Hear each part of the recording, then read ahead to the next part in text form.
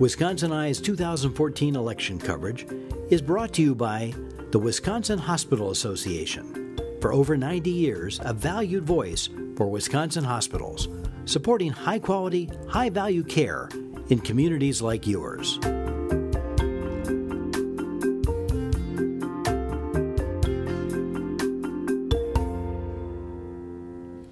Wisconsin Eye is at the Milwaukee Public Library, interviewing candidates in the 2014 election. We're interviewing Mr. Vince Synowicz of Milwaukee. He's a Republican candidate in the 8th Assembly District. Vince, welcome to Wisconsin Eye. Thanks for having me, Steve. Programming note, Wisconsin Eye appreciates the support of the Wisconsin Hospital Association, which represents more than 139 hospitals and health systems, for making these candidate interviews possible. Vince, your campaign website is very specific in terms of economic changes that you'd like to achieve. So I'm going to ask you to give a quick summation of those. So let's start with, why do you think we need a right-to-work law? Sure. Well, a prime example of the need for right to work is the automobile industry. If you look at the last time an automobile was produced in the state of Wisconsin, it was 2009. When that plant in Janesville closed, we were no longer producing automobiles in the state of Wisconsin. And if you look at where most, if not all, major automobile manufacturers are located, it is in a state that has passed, adopted, and enacted right-to-work legislation. And the automobile industry creates thousands of jobs every year, and I think it would provide the state of Wisconsin the opportunity, if right-to-work legislation is passed, to be more competitive with our Midwestern competitors and states around us. And we learned, just today that the reforms over the last 4 years are working. We've surpassed both Minnesota and Illinois, our bordering neighbors, in terms of private sector job growth, and I think right-to-work legislation will be key to continuing to do so and to keep moving the Wisconsin economy forward. From your website, shrink the number of tax brackets, lower the rates. Why? Most definitely. We need a tax system here in the state of Wisconsin that incentivizes growth, that attracts businesses, and rather than punishing success, encourages it. We should be encouraging young folks, as well as older, to move up the ladder, to reach Wisconsin's middle class, and that's really how we're going to begin growing Wisconsin's middle class. We need to make sure that our tax code, and I think we did a great job of this over the last 4 years, no longer punishes success, it rewards it, and ultimately in the long run I would like to see us move to either a flat tax system, or simply shifting taxes elsewhere rather than continuing to tax success. Constitutional amendment to require a 2/3 supermajority to raise taxes. Why? Yes, over the 4 years ago, before 2010, we were facing double-digit tax increases. And the people of Wisconsin were being burdened with those tax increases. And over the last 4 years, we've seen a reduction in state taxes, and I want to continue to see a reduction in state taxes, and I want to make sure that those reductions aren't reversed if power were to ever change hands, because I think the people of the state of Wisconsin deserve an opportunity to keep the money that they earned. Remove limits on school choice or the voucher program. Why? This is my top priority as a state representative if I'm so fortunate to get elected. I think every parent and child deserves an opportunity to send their children to a school that's going to get them the knowledge and skills that they need to compete and succeed in today's economy. And I understand that we had to take baby steps to get to where we are today and implement the school choice program in the state of Wisconsin. But ultimately, I think it's time to lift those caps. Indiana implemented much larger caps when its program started and is moving toward lifting those. And so right now, what I would prefer to see the state of Wisconsin do is to lift the caps all at once so that every child gets equal access to a quality education, and equal opportunity to compete and succeed in Wisconsin's economy. Okay, other issues that will come before the next session of the Ledge. Governor Walker this summer called for the repeal of the Common Core standards. Your position? I certainly agree that standards are a good thing. I think they're great for our schools, so that children can be held accountable and parents can be held accountable for their children's education. But I don't think Washington, D.C. should be making those rules, nor should they be making those standards. I think that should lie within the hands of local school boards and at very most folks in Madison, because we know our students better than anybody or any bureaucrat in Washington, D.C. We should be making those standards. Standards, I think, can be a good thing when done at a more local level. Let's talk about health care funding. 1 in 5 Wisconsin residents get their health care from our Medicaid program. The American Hospital Association says we have the second lowest reimbursement rates in the nation.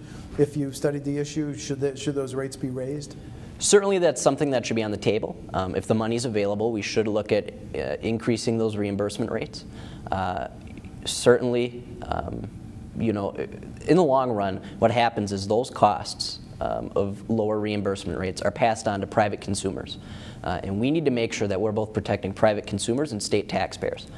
So if we don't have the money available during the next legislative session, I'm sure we can push it off until the session thereafter, 17 through 19, and get the job done then. But ultimately, I would like to see that put on the table during the next budget session so that we can make sure we're protecting state taxpayers and private consumers alike. Was it wise of Governor Walker and the Senate and the Assembly to tell the federal government, we don't want your money to expand our MA program? Yes. We protected state taxpayers while making sure that we provided quality health care and access to health care insurance to all Wisconsin residents.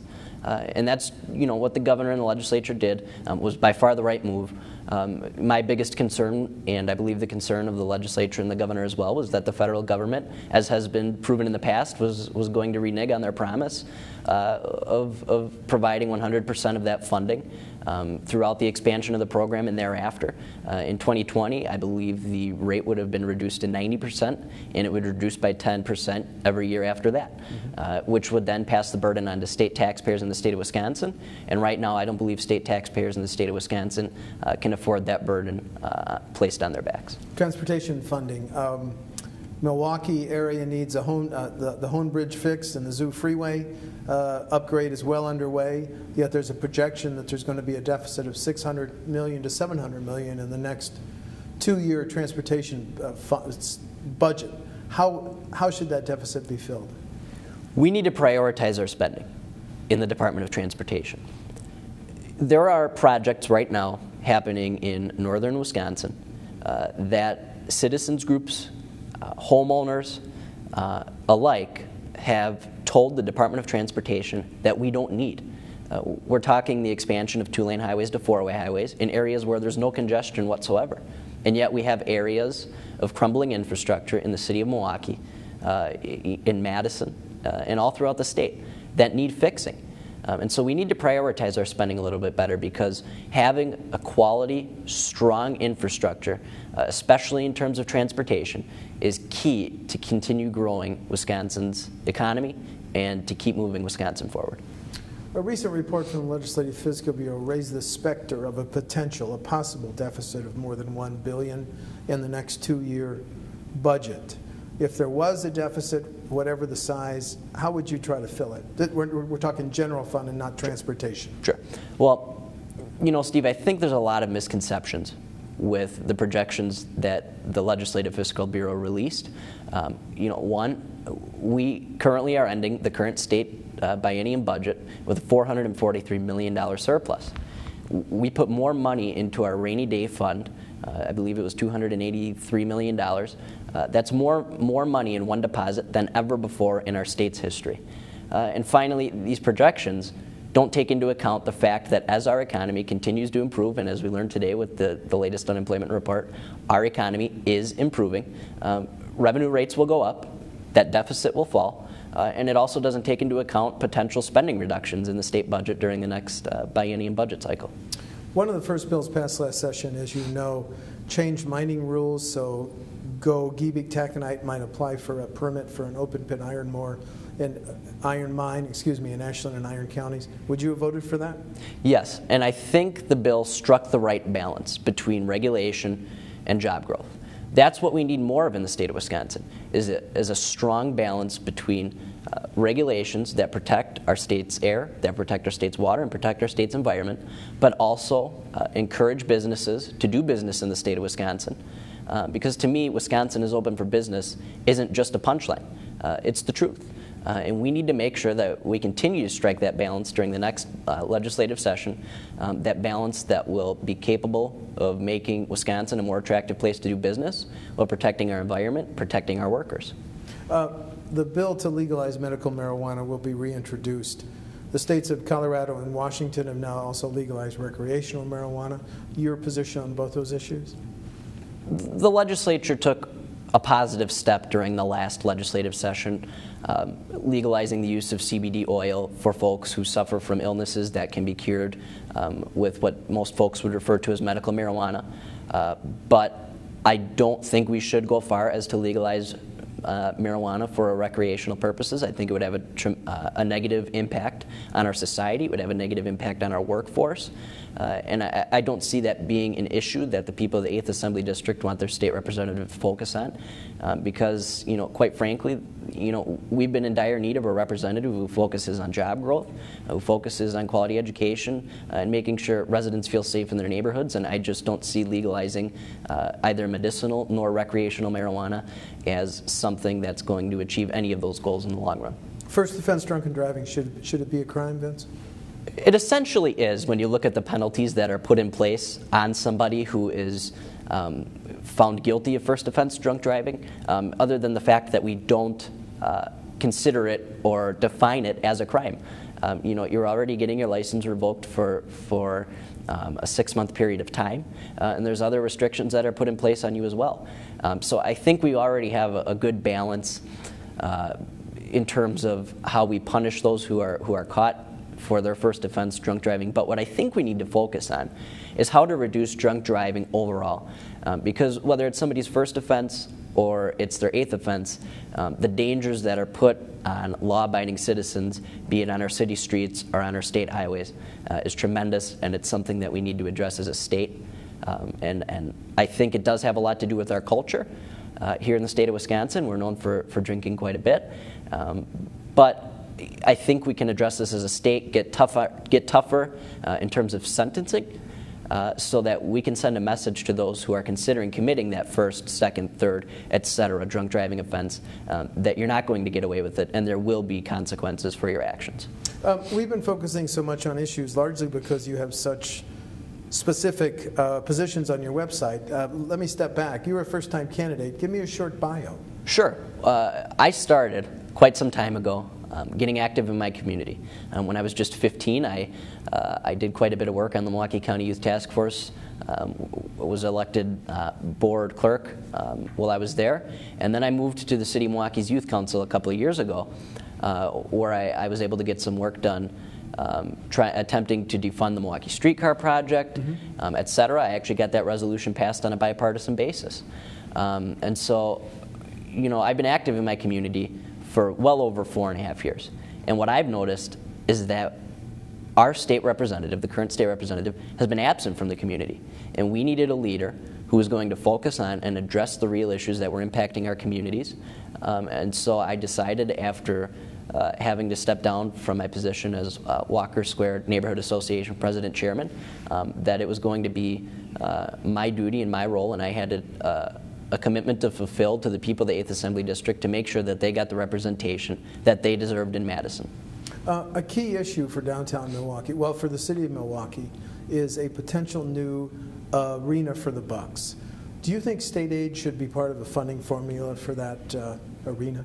Sure. Well, Steve, we have a lot of issues in the city of Milwaukee. Our crime rate is continuing to increase every year. And citizens simply don't feel safe in their neighborhoods. And that's a big issue for me. I think the Bucks have a tremendous impact in terms of economic development in the city of Milwaukee. But I think we as a state and as a city need to prioritize and focus on the real issues that are impacting our city. And right now, I don't see the Milwaukee Bucks getting a new arena as one of those. But certainly it's something that I think all options should be on the table. I don't see a super TIF as something we can do right now. But like I said, every option should be on the table. We should vet those options while making sure we strike a proper balance between focusing on the real issues and making sure that we have a safe city, a strong city, and building the new arena for the Milwaukee Bucks. When voters you meet in the 8th District talk about crime problem, what do you tell them as possible ways to fight that problem? I think the biggest problem we have right now in the city of in Milwaukee County and the city is that we're sending a message through our criminal justice system that when you're caught and found guilty of the crimes you're committing, armed robberies, etc., that even now children as young as 14 and 15 are committing, we're sending a message to them that you're not going to be punished to the full extent. We have alternatives to incarceration, and those programs simply do not work. I've been saying that since I was on the county's youth task force. The programs simply re-release criminals back onto the streets of Milwaukee's South Side, the city of Milwaukee County, for those criminals to continue committing the same heinous acts that landed them in jail or in prison the first time around. And so I think we need to get tougher on sentencing, and I'm also an avid supporter of concealed carry. Just a couple of weeks ago, I had an armed robbery about 5 feet from my front porch.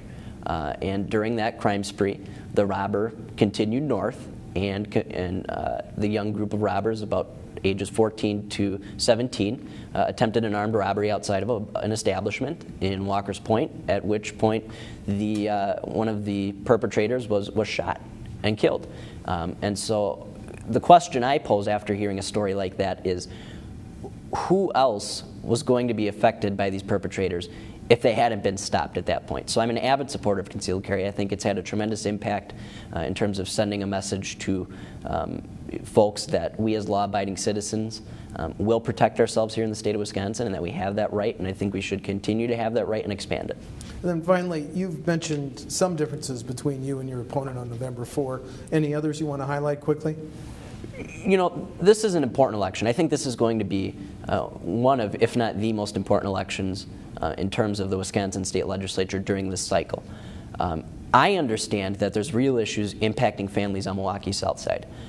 While the state of Wisconsin has continued moving forward, the South Side has fallen even further and further behind. And we need a state representative in Madison who's going to make sure that we're providing families with family-sustaining jobs, putting policies in place that are going to get children the best educational opportunities possible, and making sure that they feel safe in their own neighborhoods.